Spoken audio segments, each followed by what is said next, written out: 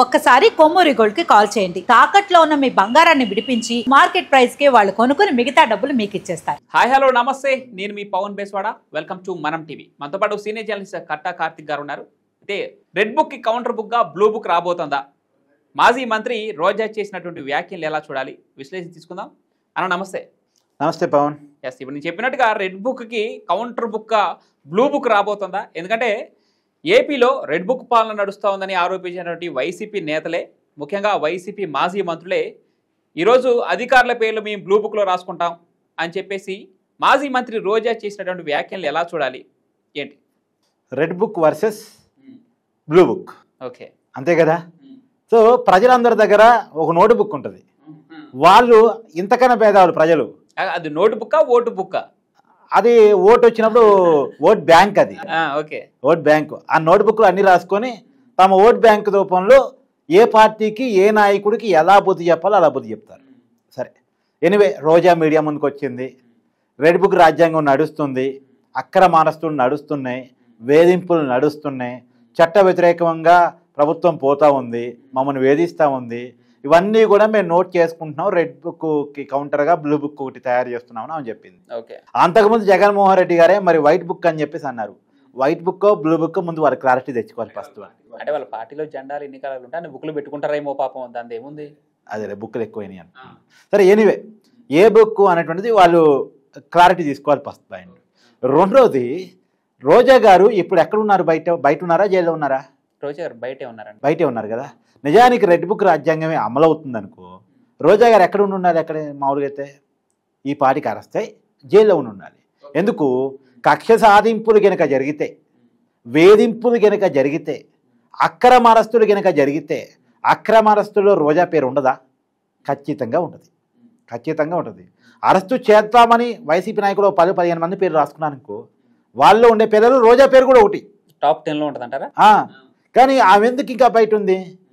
అక్రమంగా అరెస్ట్ చేయాలని ప్రభుత్వం అనుకోవట్లేదు కాబట్టి, వేధించాలని ప్రభుత్వం అనుకోవట్లేదు కాబట్టి, ఏ విషయానైనా చట్టపరంగా వెళదామని, ఆధారాలు సేకరించిన తర్వాతే అరెస్ట్ దాకా పోదామని ఇప్పుడున్నటువంటి కూటమి ప్రభుత్వం భావిస్తుంది కాబట్టి, ఇంకా బయట ఉండి మైకులు పట్టుకొని గట్టిగా మాట్లాడగలుగుతుందంటే, అప్పుడు తిట్టినట్టు ఇప్పటికీ బూతులు తిట్టగలుగుతుంది అంటే, చిన్న పిల్లవాళ్ళ నుంచి పెద్దవాళ్ళ దాకా ఇష్టం వచ్చినట్టు నోటికి వచ్చినట్టు మాట్లాడగలుగుతుంది ఇదే రోజా అంటే కారణం రెడ్ బుక్ రాజ్యాంగం నడవకపోవటం.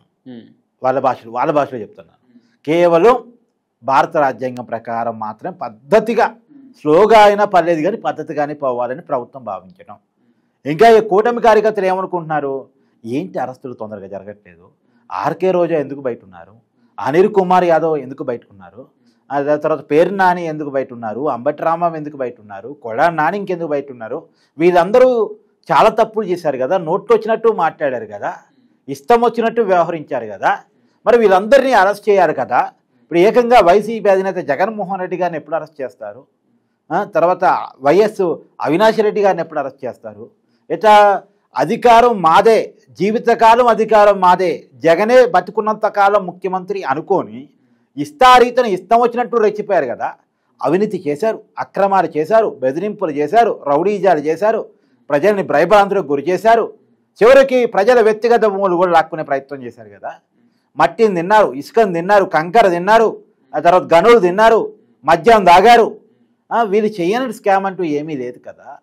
ఇన్ని రకాలుగా వీళ్ళ మీద ఆరోపణలు, అభియోగాలు, ఆధారాలు కళ్ళ ముందు కనపడుతున్నా సరే అరెస్టులు ఎందుకు జరగట్లేదు అని చెప్పేసి సగటు కూటమి కార్యకర్తలే భావిస్తున్నటువంటి సమయంలో వాళ్ళ నాయకులు, వాళ్ళ కార్యకర్తలు చెప్పుకుంటున్న మాట ఏంటంటే, మనం వైసీపీ చేసినట్టు చేయాలనుకోవటం లేదు, అరెస్టుల ద్వారా రాష్ట్రాన్ని నడపాలని మనం అనుకోవటం లేదు, అరెస్టులు అనేదాన్ని ఎక్కువగా ఎక్స్పోజ్ చేస్తే ఇప్పుడు వచ్చే డెవలప్మెంట్ ఆగిపోయే ప్రమాదం ఉంది, రాష్ట్రానికి ఉన్న ప్రత్యేక పరిస్థితుల్లో అమరావతిని మనం నిర్మించుకుంటా ఉన్నాం, పోలవరాన్ని నిర్మించుకోవాల్సిన బాధ్యత మన దగ్గర ఉంది.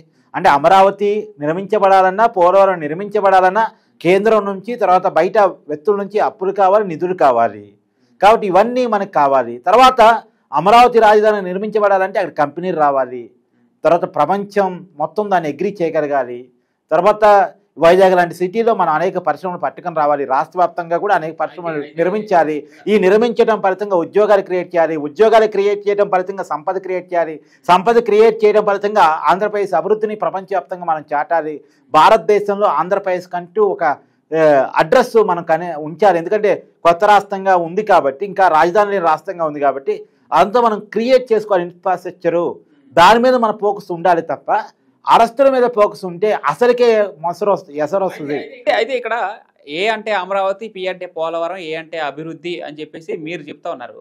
కానీ ఇక్కడ సంక్షేమ పథకాలు అమలు జరగట్లేదు. ఒకవేళ సంక్షేమ పథకాల కంటే ప్రభుత్వ నిధులు ఖర్చు చేయాలి, దానికి కొంత డబ్బు ఖర్చు చేస్తే మళ్ళీ ప్రభుత్వం అప్పులో కూరిపోతుంది, ఇప్పటికే ప్రభుత్వ ఉద్యోగులు కూడా జీతం ఇచ్చే పని లేదా జీతం ఇచ్చే సపోర్ట్ లేదని చెప్పేసి వాళ్ళు విమర్శ చేస్తున్నారు. అయితే రెడ్ బుక్ పాలన నడపడానికి మాత్రం ఎటువంటి ప్రభుత్వ నిధులు ఖర్చు చేయాల్సిన అవసరం లేదు, ఈజీగా కేసులు బనాయించేయచ్చు, ఈజీగా జైల్లో పెట్టేయచ్చు అని చెప్పేసి వైసీపీ నాయకుల నుంచి మరి మాట వినపడతా ఉంది. అంటే సంక్షేమ నిధులు ఎటువంటి కేటాయించిన అవసరం లేదు, రెడ్ బుక్ పాలన ఉచితంగా చేసేయచ్చు అని చెప్పేసి ఈ రకంగా అక్రమ అరెస్టులు చేస్తా ఉన్నారని విమర్శిస్తున్నారు. ఎలా చూడాలి మరి దీన్ని? సంక్షేమ పథకాలు మాటకు వచ్చేద్దాం. సంక్షేమ పథకాలు పెన్షన్ ఉంది ఎగ్జాంపుల్, అది పెద్ద పథకం, పెద్ద ఖర్చు అయ్యే పథకం కూడా. డే 1 నుంచి వీళ్ళు అమలు చేస్తూ ఉన్నారు. వీళ్ళు అధికారంలోకి వచ్చిన రోజు నుంచి కాదు, ముందు నెల పెన్షన్ కూడా కలిపిచ్చారు. ఓకే, ఏదైతే ఎన్నికలు జరిగాయో ఎలక్షన్ మంత్ పెన్షన్ కూడా కలిపి వీళ్ళు అధికారంలోకి వచ్చిన తర్వాత మంత్లో కలిపిచ్చారు అది. సో కాబట్టి వీరు చాలా క్లియర్గా, ఇప్పుడు జగన్మోహన్ రెడ్డి గారు ఇచ్చిన పెన్షన్ హామీ అనుకోండి, సంవత్సరానికి 250 పెంచుకుంటూ పోయారు. కానీ వీళ్ళు అలా కాదు, వీళ్ళు ఇచ్చిన హామీ ప్రకారం మొత్తం ఒకసారి చేశారు. ఇప్పుడు వీళ్ళు అమ్మఒడి ఎప్పటి నుంచి స్టార్ట్ చేస్తున్నాం అంటే ఇప్పుడు తల్లికి వందనం పేరు మార్చారు. తర్వాత రైతు భరోసా ఎప్పటి నుంచి ఇస్తున్నారు. తర్వాత ఇవన్నీ అన్నదాత సుఖీభావుగా పేరు మార్చారు దానికి. తర్వాత వీటన్నిటికీ డేట్స్ అనౌన్స్ చేశారు. డిఎస్సి నోటిఫికేషన్ ఇచ్చే స్కూళ్ళల్లో ఉన్నటువంటి టీచర్ పోస్టుల భర్తీకి అవకాశం కల్పించారు. సో స్టెప్ బై స్టెప్ అన్ని చేసుకుంటూ పోతున్నాం. మన కళ్ళ ముందు కనపడుతుంది అన్నా క్యాంటీన్లు ఓపెన్ చేయడం కావచ్చు. అంటే అక్రమ అరెస్టులు చేసి జైల్లో పెడుతున్నారని చెప్పేసి ఇప్పుడు వీళ్ళు విమర్శిస్తూ ఉంటే, అక్రమ అరెస్టులు చేసినా కూడా ప్రభుత్వ సొమ్ము నిజంగానే వృధా ఇద్దని మీరు చెప్తారు అనుకున్నా. అంటే ఎలా అంటే అసలు అక్రమ అరెస్టులు అనే దాకా పోవద్దు, సక్రమ అరెస్టులే. ఇప్పుడు అరెస్టులు అక్రమ సక్రమ చెప్పాల్సింది కోర్టు, అక్రమమా సక్రమా చెప్పాల్సింది కోర్టు. కానీ కూటమి కార్యకర్తలు అనుకుంటుంది ఏంది, అసలు అరెస్టులే పెద్దగా జరగట్లేదని. కానీ దానికి కూటమి పార్టీ పెద్దలు ఇస్తున్నటువంటి క్లారిటీ ఏంటి, అరెస్టులపై నిజంగానే మన ఫోకస్ లేదు, అది చట్ట ప్రకారం జరగాల్సిందేనో జరిగిపోతాయి, కుంభకోణాల కోసం ఒక పద్ధతిగా మనం ఎంక్వైరీ చేస్తూ ఉన్నాం, ఆధారాలను బట్టి అవి జరిగిపోతూ ఉంటే దాని మీద పొద్దున్న లేస్తే చంద్రబాబు నాయుడు గారు పలా నాయకుని అరెస్ట్ చేసేవా లేదా, ఎందుకు చేయలేదు ఇంకా అనే బాపతి ఇక్కడ లేదు. జగన్మోహన్ రెడ్డి గారి పరిపాలన కాలంలో ఆయన పొద్దున్న లేచిన తర్వాత ఫోన్ చేసి అచ్చెన్నాయుడు అరెస్ట్ అయ్యాడా, ఎందుకు కదా ఇంకా చంద్రబాబు గారి మీద కేసు పెట్టారా, ఇంకా పెట్టలేదా, నారాయణ గారు అరెస్ట్ కాలేదా, ఇంకా ఇలా అడిగేవాళ్ళు. కానీ ఇప్పుడు ఆ పద్ధతి లేదు అని చెప్పేసి కూటమి ప్రభుత్వం చెప్పుకోవడానికి ప్రయత్నం చేస్తుంది. సరే ఓకే, ఇప్పుడు ఎవరు ఎప్పుడు ఎలా అరెస్ట్ అవుతారో, అరెస్ట్ అయ్యే సందర్భంలో అతని మీద ఉన్న కేసు ఏంటో, ఆ కేసు నిజమో కాదు, ఏ కేసుకి ఆ కేసు, ఏ నాయకుడికి ఆ నాయకుడి గురించి మనం చర్చించుకునే ప్రయత్నం చేయొచ్చు. ఇప్పుడు రోజా గారు ఎగ్జాంపుల్, రోజా గారు ఇప్పుడు మాట్లాడారు కాబట్టి రోజా గారికి సంబంధించి నేను చెప్పదలుచుకున్నాను. ఆమె మీద ఆడుదాం ఆంధ్ర అటువంటి స్కామ్ ఒకటి ఉంది, 100 కోట్లు 110 కోట్లు తిన్నారు అనేటువంటి స్కామ్ ఒకటి ఉంది. తిరుమల తిరుపతి దేవస్థానం యొక్క దర్శనాలను అమ్ముకున్నారు అనేటువంటి ఆరోపణ ఆమె మీద ఒకటి ఉంది.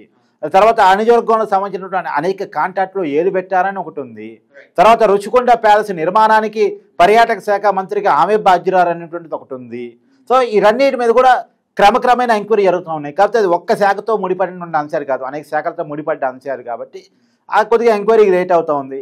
ఒకవేళ ఈ ఎంక్వైరీ తర్వాత చేసుకుందాం, ముందే అరెస్ట్ చేసి లోపల పడేద్దాం అని అనుకున్నారనుకో, ఈ పాటికి అరెస్ట్ చేసి ఉండేవాళ్ళు. మరి ఫైనల్ గా బ్లూ బుక్ అని చెప్పేసి ఇప్పుడు ఉన్నటువంటి పోలీస్ యంత్రాంగాన్ని కావచ్చు, అధికారులని భయపెట్టే ప్రయత్నం చేస్తా ఉన్నట్టు తెలుస్తుంది. మరి ఏంటి దాని మీద ఏం చెప్తారు ఒక మాటలో? బ్లూ బుక్ అయినా రెడ్ బుక్ అయినా ఇంకే బుక్ అయినా ప్రజలు దాన్ని చూస్తారు. అంటే వాళ్ళు ఏం చెప్తున్నారు, ఏ బుక్లో ఎవరి పేరు రాస్తున్నారు. ఇప్పుడు రెడ్ బుక్ లోకేష్ గారు ఇచ్చే నిర్వచనం ఏంటంటే, ఎవరైతే అక్రమంగా, ఎవరైతే అన్యాయంగా, ఎవరైతే చట్టవిరుద్ధంగా ప్రవర్తించారో ఆ అధికారుల పేర్లు, ఆ నాయకుల పేర్లు మాత్రమే నేను దీంట్లో రాస్తున్నాను అని చెప్పారు. ఇవాళ వాళ్ళందరి పేర్లు కూడా నిజంగానే తప్పులు చేశారనేటువంటి విషయాన్ని ఎంక్వైరీ చేసుకున్న తర్వాతనే, ఆధారాలు సేకరించుకున్న తర్వాతనే అరెస్ట్ చేశారు. ఇప్పుడు పలానా వ్యక్తి ఆధారం లేకుండా అరెస్ట్ అయ్యాడన్న కేసు ఒకటి చూపించు. పిఎస్ఆర్ ఆంజనేయులు అనేటువంటి ఒక ఐపీఎస్ ఆఫీసర్ వస్తాడు, కళ్ళ ముందు జత్వాని కనపడుతుందిగా, కళ్ళ ముందు జత్వాని కనపడుతుంది కదా. తర్వాత గన్నవరం మాజీ ఎమ్మెల్యే వల్లభనేని వంశీ ఉన్నాడు, ఎగ్జాంపుల్ అరెస్ట్ జరిగింది.